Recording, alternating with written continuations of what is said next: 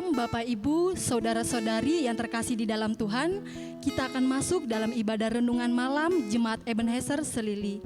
Kita akan masuk dalam ibadah, mari kita datang mengucap syukur kepada Tuhan. Kita datang ke hadirat Tuhan dengan penuh hati yang sukacita.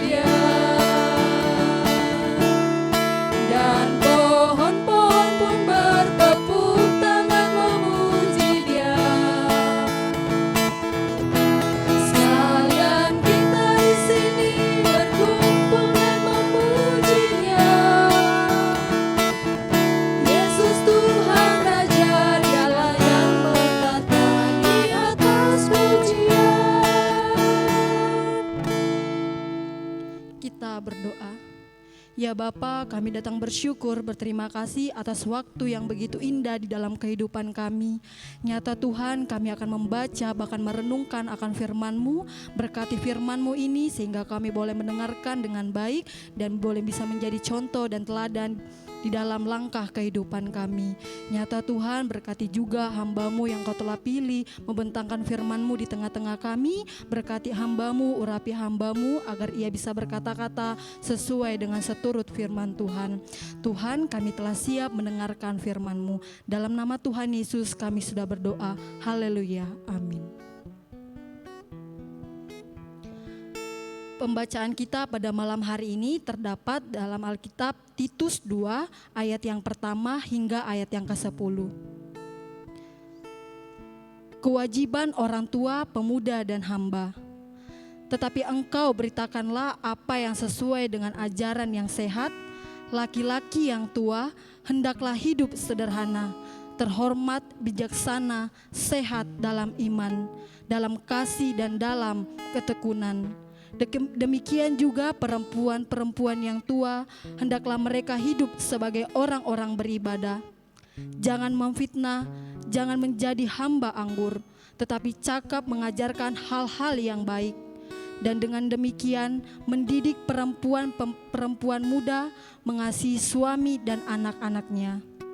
Hidup bijaksana dan suci, rajin mengatur rumah tangganya, baik hati dan taat kepada suaminya, agar firman Allah jangan dihujat orang. Demikian juga orang-orang muda, nasihatilah mereka supaya mereka menguasai diri dalam segala hal. Dan jadikanlah dirimu sendiri suatu teladan dalam berbuat baik. Hendaklah engkau jujur dan bersungguh-sungguh dalam pengajaranmu, sehat dan tidak bercela dalam pemberitahuanmu, sehingga lawan menjadi malu, karena tidak ada hal-hal buruk yang dapat mereka sebarkan tentang kita.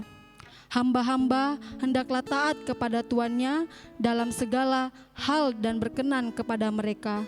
Jangan membantah, jangan curang, tetapi hendaklah selalu tulus dan setia, supaya dengan demikian mereka dalam segala hal memuliakan ajaran Allah Juru Selamat kita. Amin. Menjadi teladan kehidupan, menjadi pak teladan katuoan.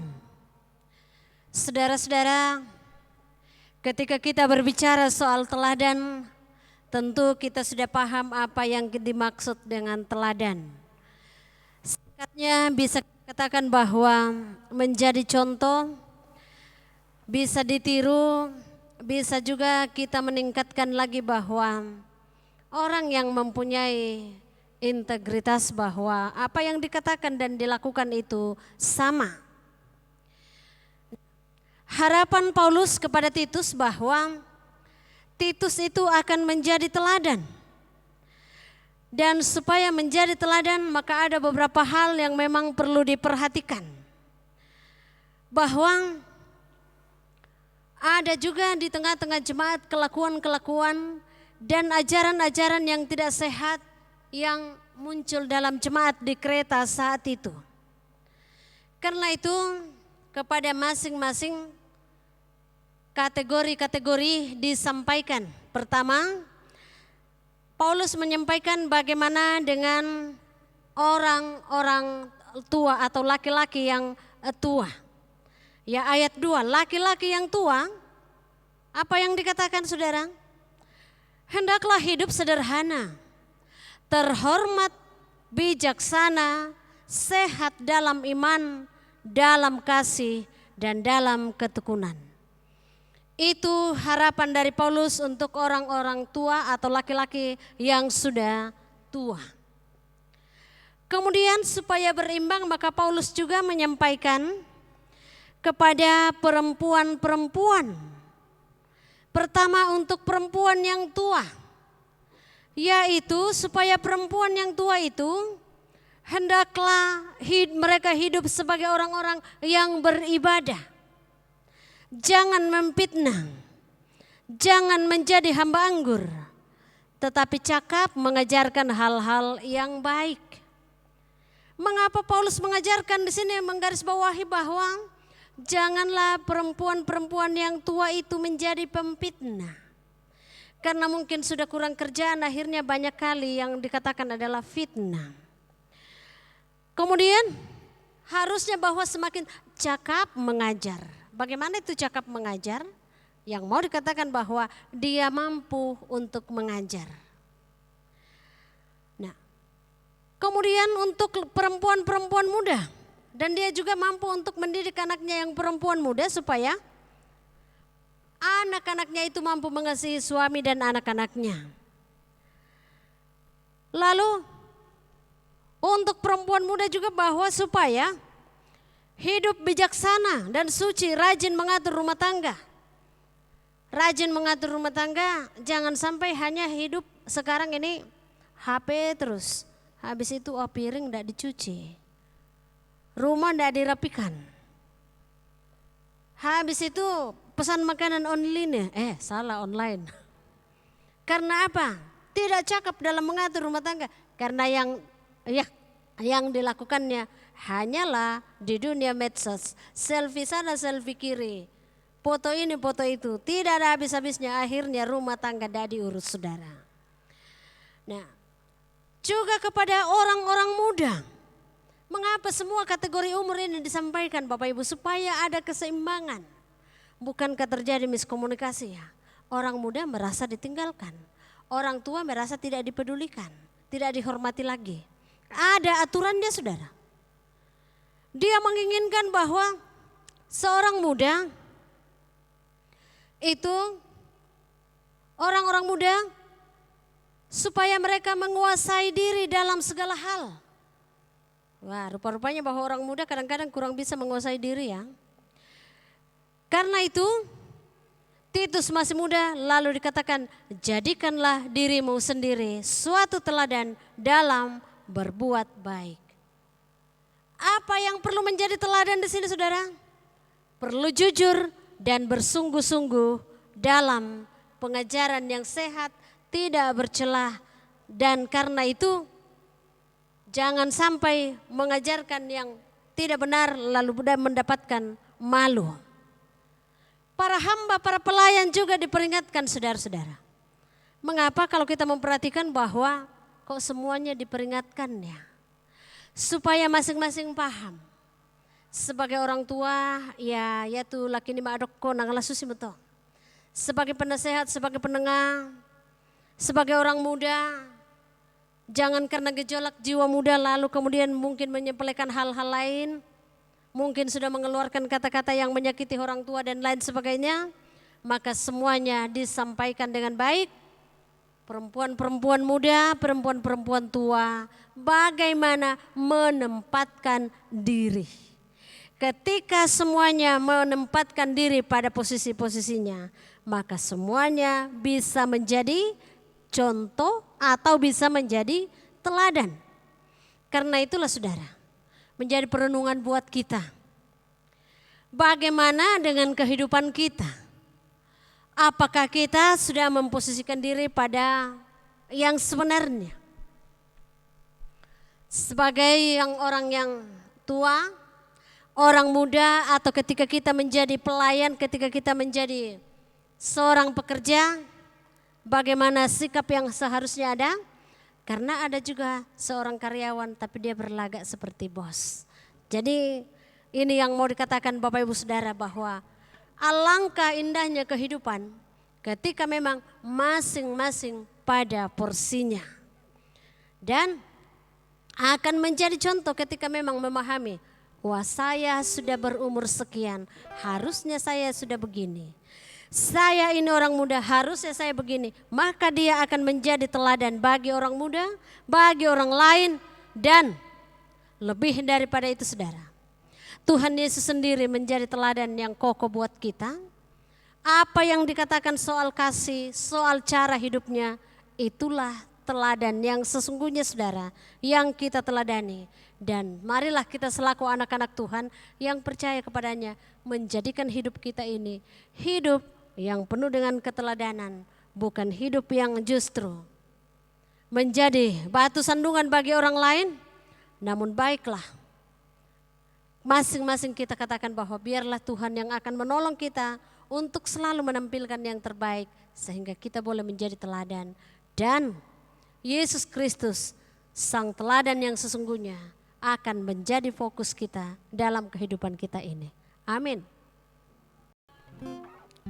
Dari firman Tuhan pada malam hari ini mau mengingatkan kita, mari kita menjadi teladan di dalam kehidupan kita, di dalam tingkah laku kita, dan dalam perbuatan berbicara kita dimanapun kita berada, dan kita bisa menjadi contoh dan teladan dimanapun kita berada. Mari kita mengaminkan firman Tuhan dengan melakukan sungguh inginkah engkau lakukan.